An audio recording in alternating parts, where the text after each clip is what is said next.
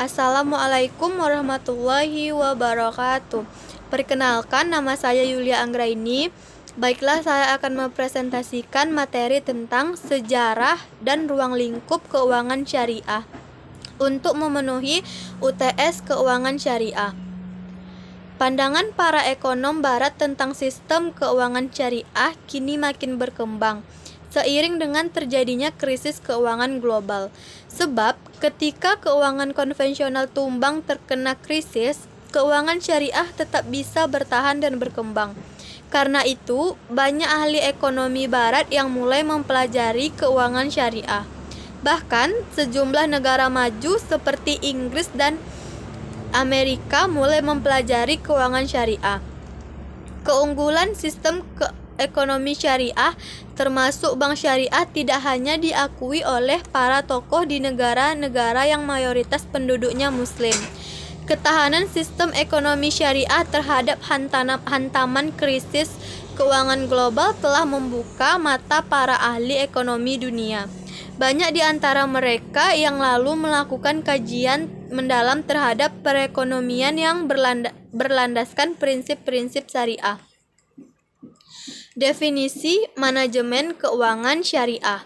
Manajemen berasal dari bahasa Prancis yang berarti seni mengatur dan melaksanakan. Manajemen berarti sebagai sebuah proses perencanaan, pengorganisasian, pengordinasian, dan pengontrolan sumber daya untuk mencapai sasaran secara efektif dan efisien.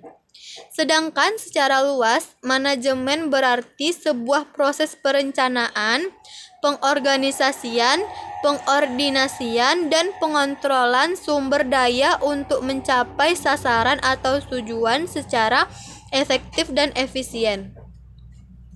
Manajemen keuangan syariah bisa diartikan sebagai manajemen terhadap fungsi-fungsi keuangan dengan bingkai syariah Islam yang berkaitan dengan masalah keuangan perusahaan. Secara garis besar, fungsi-fungsi perusahaan bisa dikelompokkan ke dalam 4 fungsi, yaitu yang pertama fungsi pemasaran, fungsi keuangan, fungsi produksi, dan fungsi personalia. Keempat fungsi tersebut merupakan fungsi pokok suatu perusahaan. Fungsi-fungsi manajemen bisa dipecahkan ke dalam beberapa hal, yaitu perencanaan atau planning, pengorganisasian atau organizing, staffing, pelaksanaan, dan pengendalian. Menurut Mary Porter Follett, manajemen dapat diartikan lebih dekat pada seni dalam menyelesaikan pekerjaan melalui orang lain. Sedang menurut Ricky Wegliffin, manajemen dapat diartikan sebagai sebuah proses perencanaan, pengorganisasian, pengordinasian, dan pengontrolan sumber daya untuk mencapai sasaran atau goals secara efektif dan efisien. Efektif berarti bahwa tujuan dapat dicapai sesuai dengan perencanaan, sedangkan efisien berarti bahwa tugas yang ada dilaksanakan secara benar, terorganisasi, dan sesuai dengan jadwal. Berdasarkan uraian di atas, dapat disimpulkan bahwa manajemen merupakan seni menyelesaikan pekerjaan melalui proses perencanaan, pengorganisasian, pengordinasian, dan pengontrolan sumber daya untuk mencapai sasaran secara efektif dan efisien.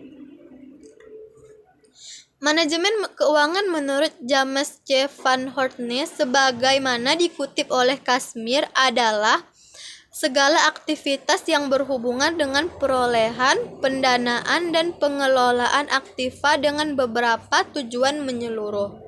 Manajemen keuangan sering didefinisikan sebagai cara merencanakan, menganggarkan, memeriksa, mengelola, mengendalikan, mencari, dan menyimpan dana atau uang bagi sebuah lembaga atau perusahaan.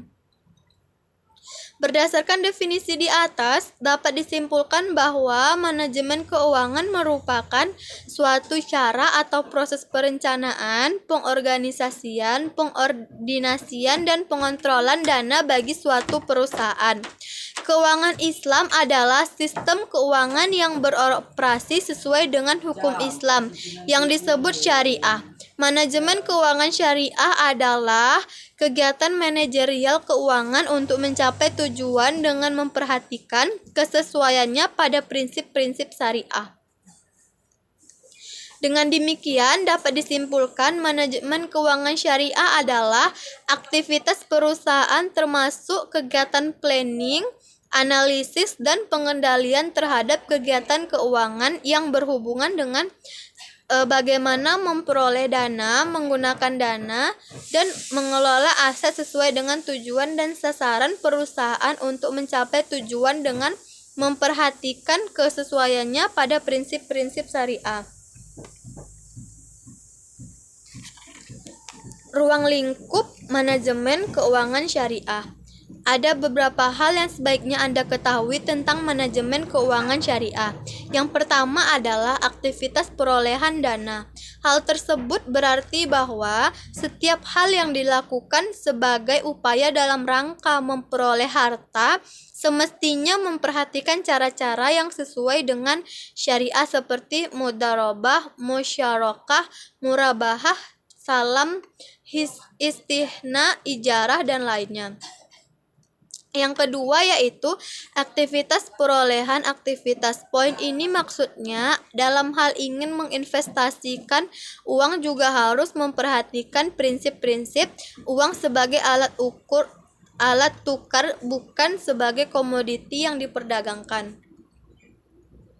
Berdasarkan pengertian manajemen keuangan, dapat dimaknai bahwa kegiatan manajemen keuangan terbagi menjadi 3, yaitu yang pertama kegiatan memperoleh dana untuk membiayai usaha, kegiatan mengelola dana yang diperoleh sehingga tujuan perusahaan tercapai, kegiatan mengelola aset yang dimiliki perusahaan secara efektif dan efisien. Ruang lingkup manajemen keuangan terbagi menjadi 2, yaitu financial service dan managerial finance. Kedua bidang dalam manajemen keuangan ini dalam praktiknya selalu berjalan searah atau berbanding lurus, saling mendukung, saling berkaitan, dan saling ketergantungan satu dengan lainnya. Artinya, kedua bidang tersebut selalu dibutuhkan dalam mencapai tujuan perusahaan secara keseluruhan. Ruang lingkup manajemen keuangan syariah sesungguhnya sangatlah luas, antara lain mencakup tentang lembaga keuangan bank. Prinsip lembaga keuangan bank terdiri dari bank umum syariah, bank pembiayaan rakyat syariah. Yang kedua, lembaga keuangan non-bank, yaitu terdiri dari pasar modal, pasar uang. Selanjutnya yaitu sejarah dan latar belakang manajemen keuangan. Berikut adalah cerita di balik munculnya manajemen keuangan syariah yang kita sebagai umat Islam perlu ketahui bersama. Jadi sebenarnya pada zaman Rasulullah SAW manajemen keuangan sudah ada dan beliaulah yang pertama kali memperkenalkan konsep baru ini ke umatnya dan juga kepada kepala negara dari berbagai negara. Semua penghimpunan kekayaan negara harus dikumpulkan terlebih dahulu dan kemudian dikeluarkan sesuai dengan kebutuhan negara. Sumber APBN terdiri dari kharaj, zakat, khumus, jizyah, dan lainnya seperti kafarah dan harta warisan. Konsep lembaga keuangan tidak disebut secara eksplisit dalam Al-Quran. Namun jika yang dimaksud lembaga itu sesuai yang dimiliki unsur-unsur seperti struktur, manajemen, fungsi, serta hak kewajiban, maka semua lembaga itu disebut secara jelas. Kata-kata seperti kaum, umat, muluk, balad, suk, dan sebagainya mengidentifikasikan bahwa Al-Quran mengisyaratkan nama-nama itu memiliki fungsi dan peran tertentu dalam perkembangan masyarakat. Demikian juga konsep-konsep yang merujuk pada ekonomi seperti zakat, sedekah, fai, ganimah, bai, dan maut dan sebagainya memiliki konotasi fungsi yang dilaksanakan oleh peran tertentu. Potret kondisi ekonomi Islam saat ini. Saat ini bisa dikatakan bahwa kondisi ekonomi Islam saat ini belum bisa mendominasi karena lebih banyak bank non-syariah dibanding yang syariah. Tentunya agak sulit untuk dapat memimpin jika kita bertindak sebagai minoritas. Bahkan dalam pelaksanaannya, manajemen keuangan syariah di Indonesia pun agak sulit untuk dikontrol jika dalam jumlah besar. Prinsip syariah pada aspek keuangan syariah meliputi yang pertama, setiap perbuatan akan dimintakan pertanggungjawabannya. Yang kedua, setiap harta yang diperoleh terdapat hak orang lain. Yang ketiga, uang sebagai alat tukar, bukan sebagai komoditi yang diperdagangkan. Berdasarkan prinsip di atas, maka dalam perencanaan, pengorganisasian, penerapan, dan pengawasan yang berhubungan dengan keuangan syariah adalah setiap upaya-upaya dalam memperoleh harta semestinya memperhatikan cara-cara yang sesuai dengan syariah seperti perniagaan atau jual beli. Objek yang diusahakan bukan sesuatu yang diharamkan. Harta yang diperoleh digunakan untuk hal-hal yang tidak dilarang atau mubah seperti membeli barang konsumtif, rekreasi, dan sebagainya. Dalam hal ingin menginvestasikan uang juga harus memperhatikan prinsip uang sebagai alat tukar bukan sebagai komoditi yang diperdagangkan. Dapat dilakukan secara langsung atau melalui lembaga intermediasi seperti bank syariah dan reksadana syariah. Manajemen keuangan syariah sangat berpengaruh bagi masyarakat karena dengan produk syariah, masyarakat merasa lebih aman dan nyaman karena manajemen keuangan syariah lebih menyentuh pada sektor real. Dari ulasan di atas, mencoba memaparkan bagaimana definisi, ruang lingkup, dan landasan hukum dari manajemen keuangan syariah itu sendiri, sehingga diharapkan masyarakat bisa lebih memahami mengenai manajemen keuangan syariah. Baiklah, kesimpulan dari presentasi saya ini adalah manajemen keuangan syariah merupakan suatu cara atau proses perencanaan, pengorganisasian, pengordinasian, dan pengontrolan dana bagi suatu perusahaan untuk mencapai tujuan sesuai dengan hukum Islam. Tujuan perusahaan seiring dengan tujuan manajemen keuangan yaitu maksimalisasi profit dan maksimalisasi kemakmuran pemegang saham melalui maksimalisasi nilai perusahaan. Manajemen keuangan mempunyai 4 fungsi utama yaitu yang pertama perencanaan dan peramalan keuangan, kedua keputusan permodalan, investasi dan pertumbuhan, ketiga pengendalian, keempat hubungan dengan pasar modal. Ruang lingkup manajemen keuangan terdiri dari financial service dan managerial finance. Disiplin ilmu lain yang berkaitan erat dengan manajemen keuangan adalah akuntansi, ilmu ekonomi, manajemen pemasaran, manajemen produksi, manajemen sumber daya manusia, dan metode kuantitatif.